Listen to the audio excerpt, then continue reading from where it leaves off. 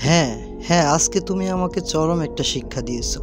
কেন মৌ আমার হাত থেকে সিগারেট নিয়ে নিজে খেলো, আর কি শিক্ষা দিল এইটার মাধ্যমে আমাকে, সেটাই আজকে তুলে ধরলাম আপনাদের মাঝে।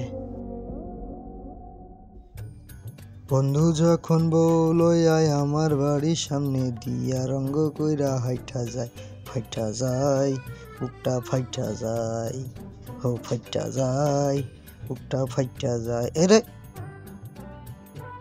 কি সমস্যা কি তোমার? তুমি আমার হাত থেকে বিড়ি নিয়ে খাচ্ছ কেন? ফেলো।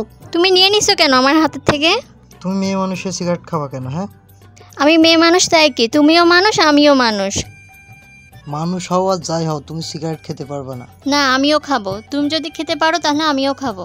আমার ক্ষতি হলে কি তোমার ক্ষতি হবে না? ক্ষতি তো আমারও হবে, তোমারও হবে, তাই বলে তুমি এইভাবে সিগারেট খাবা? হুম, এই যে এই সিগারেট খেলে কি পরিমাণ ক্ষতি হয় জানো?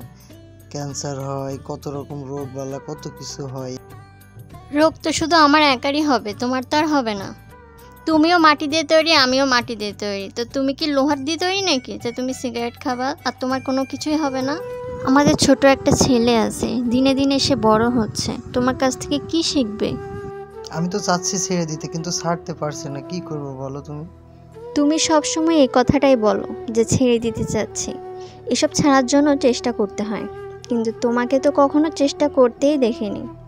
বলেছিলে আমাদের ছেলে বড় হওয়ার আগেই ছেড়ে দেবা, এসব আর খাবা না, কিন্তু পারলা কোথায়? নিজের থেকে ছেলেকে নিয়ে বেশি চিন্তা করো, তাহলেই তুমি পারবা। আমি তো চেষ্টার কোনো কমতি করিনি, তারপরেও কেন যে এই সিগারেটটা ছাড়তে পারছি না। ঠিক আছে, তোমাকে আর ছাড়তে হবে না। খাওয়ার সময় আমাকে সাথে নিয়ে খাবা। আর লাবিব দেখুক আর শিখুক, ও তোমার কাছ থেকে কি শিখবে বলো? এমন একটা প্রশ্নের সম্মুখীন করলে আমাকে, আমি যে কি জবাব দেব নিজেই বুঝতে পারছি না। এই সিগারেটটা খাওয়া কেন যে ধরছিলাম, এত মনে করি ছেড়ে দেবো ছেড়ে দেবো, এতবার মনে করি যে সিগারেট খাবো না, কিন্তু ছাড়তে পারি না। আমি এত কিছু জানি না, তুমি আমাকে সাথে নিয়ে খাবা। আর তুমি কি নিয়মকানুন কিছুই জানো না যে হাজবেন্ড যা খাবে বউও তাই খাওয়াবে? আমাকে না দিয়ে তুমি কোনো কিছুই খাবা না, সেটা ভালো হোক কিংবা খারাপ।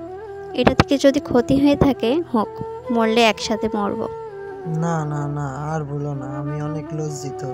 আমি তোমার কাছ থেকে অনেক বড় একটা শিক্ষা পেলাম আজকে। আজকে থেকে আর কখনোই এই সিগারেটটা আমি হাতে নেব না। চেষ্টা করবো আর কখনোই এই সিগারেটটা যেন না খাইতে হয় আমাকে। শুধু আমি না, আপনাদের উদ্দেশ্যেও বলি, যারা যারা সিগারেট খান তারা এখনই এই সিগারেটটা খাওয়া বন্ধ করুন। তা না হলে শরীরের ক্ষতি হবে, মানসিক ক্ষতি হবে, আরও কত ক্ষতি হবে।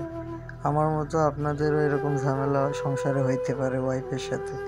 তো যারা সিগারেটটা খান শীঘ্রই ছেড়ে দিন, তা নাহলে আমাদের সন্তানরা আমাদের থেকে কি শিখবে বলেন?